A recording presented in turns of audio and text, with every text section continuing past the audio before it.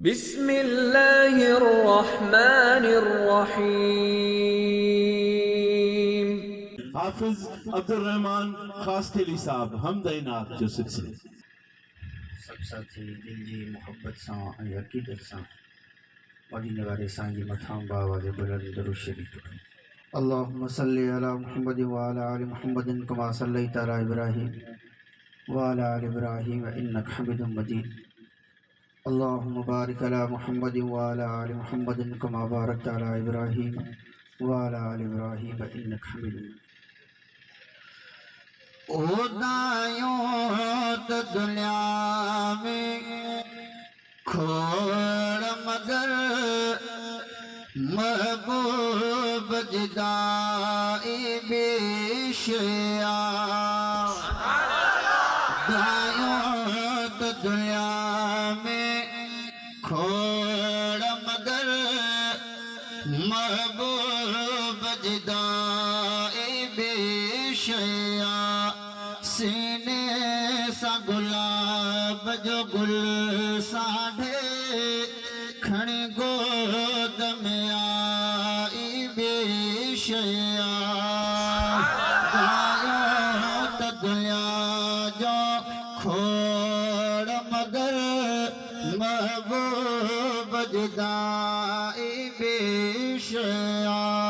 सीने सा गुलाब जो गुल साढ़े खणी गोद में आई बेशिया।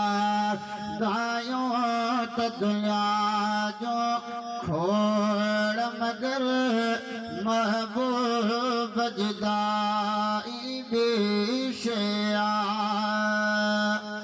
ओह कबे खसदे सब जवान पया हिन साल हलीमा मारे वई। नबी पाक खणी वई निपाइण ला रुग मारे छापर गारे वई।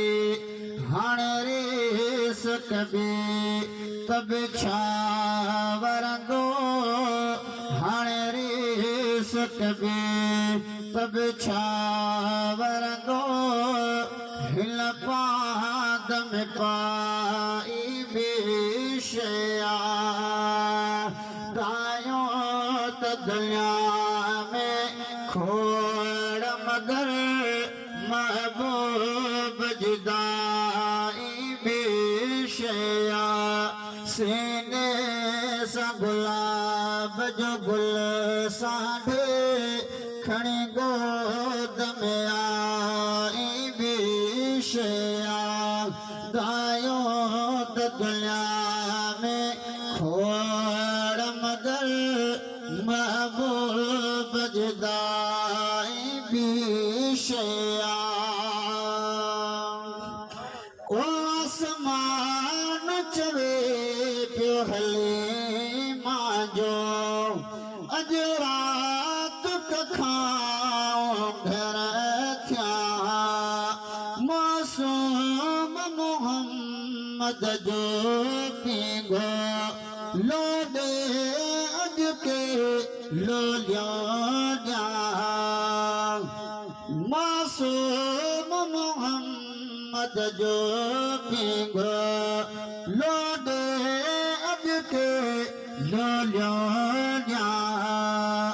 अज रात हलीमा जे घर में रब पाक रखाई बेशिया। गायों त दुनिया में खोड़ मगर महबूब जुदाई बेशिया। सीने सा गुलाब जो गुल साढ़े खणी गोद में आई बेशिया। गायों त दुनिया जो खोड़ मगर महबूब जुदाई बेशिया।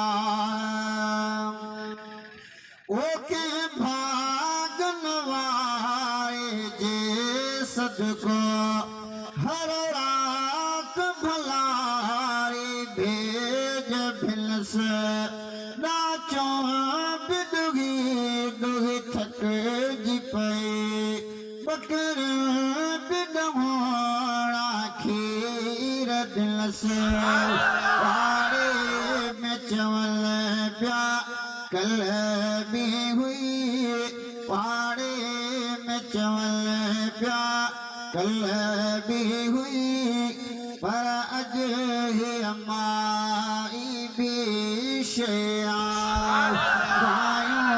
तो दुनिया जो खोड़ मगर महबूब जुदाई भी शया सीने सा गुलाब जो गुल साढ़े खड़ी गोद में आई बेशया दायो तो दुनिया में खोड़ मगर महबूब जुदाई बेशया